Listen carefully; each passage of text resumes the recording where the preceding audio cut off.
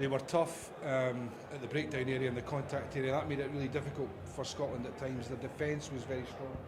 Yeah, I think, they infringed, and you saw that with the penalty count. It stops you playing a bit, stops the flow of the game.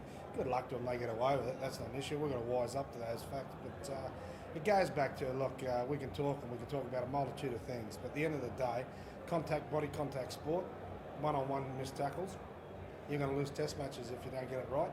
And if you don't win the contact battle when you've got the ball, you'll come second best too. So today, we can look everywhere else, but we're looking there. You had periods of possession.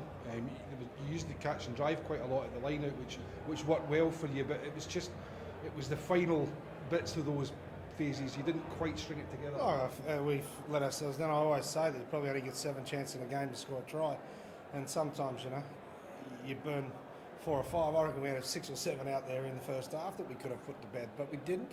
And that's acknowledging the skill level. We might have been a tad rusty.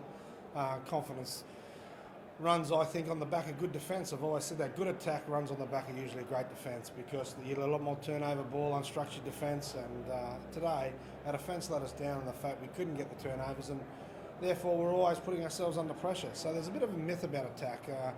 Unstructured attack is usually the best form, and today we let ourselves down by not getting enough of it.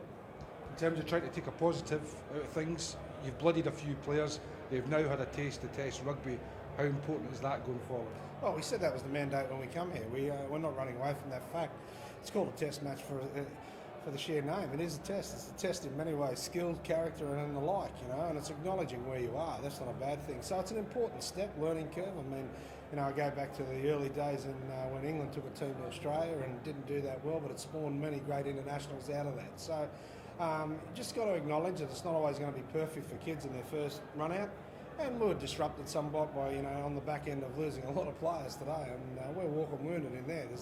And that when you got young guys around and you're losing a few senior guys on the back end of that, it's hard to get it perfect, and we're not running away from that. But the fact is, there's a few things, and they'll get better for the run out, and in the tour they'll get a few more chances. But every chance they get, they've got to treat it as if they're their last.